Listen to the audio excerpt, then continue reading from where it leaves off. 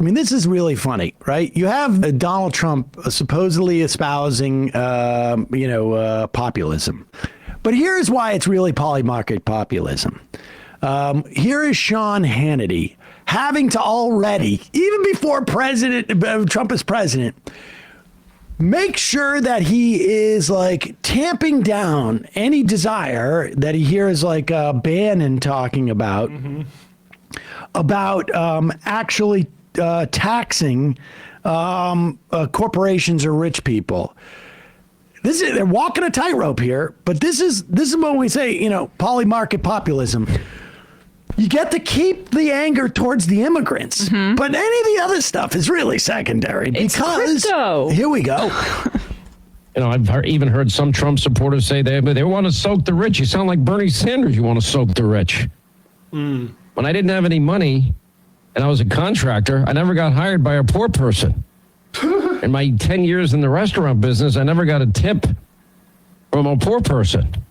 No, I want a thriving economy where Americans have high-paying career jobs. Pause it for a second. And you got to... This is how dumb he is. He doesn't even realize he just made an argument. Oh, wait a second. Maybe we should make more people middle class so they can go out to eat more and I get more tips.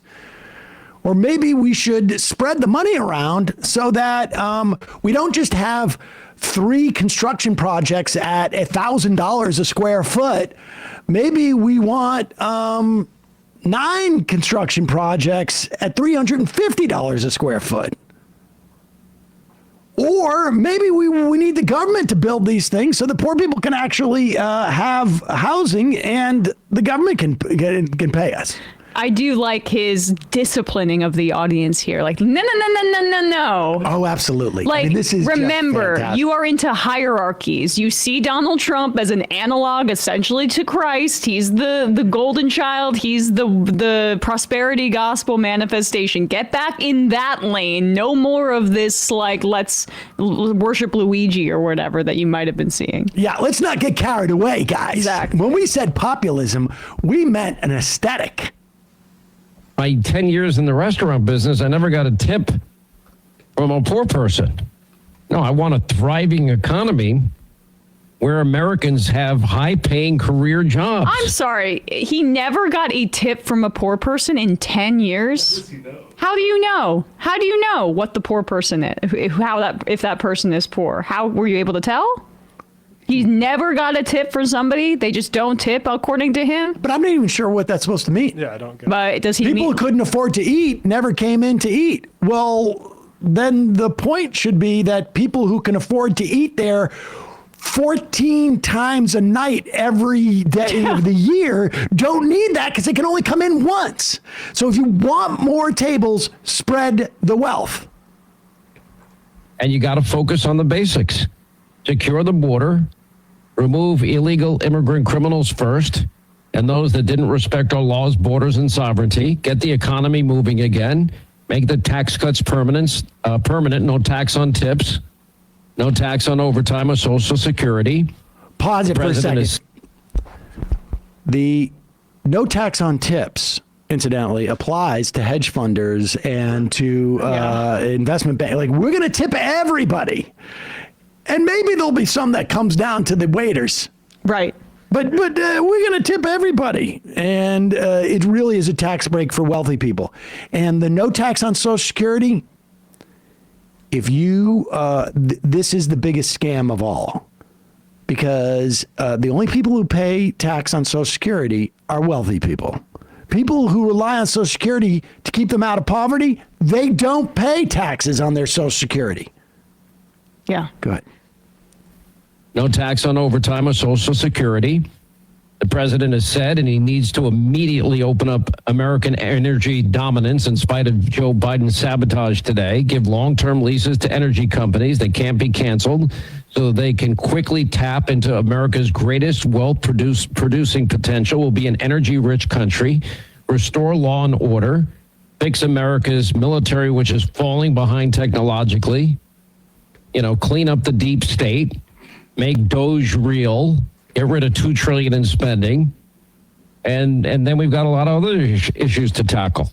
Oh, nice. Not poverty. You know, it's just like, gosh, when I was, it's really disrespectful. The golf courses, they're never frequented by poor people. Yeah. They don't want to contribute to the economy by making sure that these golf courses are populated. It's crazy. I just want to read into the record what this was with an interview with Dave Weigel, Steve Bannon. He says, I'm for dramatic. Here it is. Now, of the since 2008, $200 billion has gone into stock repurchases. If that had gone into plants and equipment, think of what that would have done for the country. I'm for a dramatic increase in corporate taxes. We have to increase taxes on the wealthy. For getting our guys' taxes cut, we've got to cut spending, which they're going to resist. Where does the tax revenue come from? Corporations and the wealthy. And when they start squealing, we have this conversation. We're all partners in this. Everyone's going to take a little pain, but the working people are going to take a lot less pain than you guys. That Bannon's talking like this, and that the Democrats ran the campaign of the last few years. That's like, actually, and Chuck Schumer this in the past week saying, actually, people didn't know how much we'd done for them, I think says an awful lot. And what they're pursuing, I mean, when he says make Doge real, I want, like, what the kind of politics that Elon Musk worships. And, you know, Javier Milei was doing a whole, the president of Argentina was doing a whole media tour in the United States a few months ago. He went, I think, on Joe Rogan. He went on a few other right-wing podcasts. Lex Friedman. He also, with his sister, who he has had to repeatedly deny having a sexual relationship with in public, and there is no evidence that they have had a sexual relationship together, but he and his sister went to visit Elon Musk's plant down in Texas, and Elon has spoken positively about his vision for Argentina. Now, his spending cuts, Milei, over last year, this was published by The Guardian, statistics show that for the first half of this year, almost 53% and this is 2024, statistics show that for the first half of 2024, almost 53% of Argentina's 45 million people were living in poverty, a 2-decade high, up from 41.7% in the second half of 2023. So just to make that clear, the second half of 2023, Argentina had 41.7% of its population in poverty. And then in the first half of 2024, because of his severe cuts, which is the model that Doge is supposed to pursue, over half of Argentina's 45 million people are in poverty. It's this anarcho-capitalist vision that fits very neatly with the long-standing Republican agenda, but it's just getting this brand as populism because they're tweeting directly at you and they're demonizing immigrants or something like that.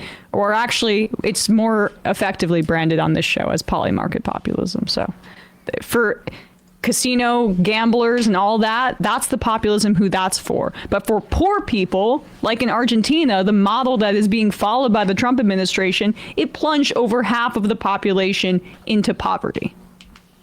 Hey, folks, don't forget to hit the subscribe button and check out our daily show. We do it every day at 12 p.m. Eastern for about 2.5 hours. We even take phone calls. You should check that out.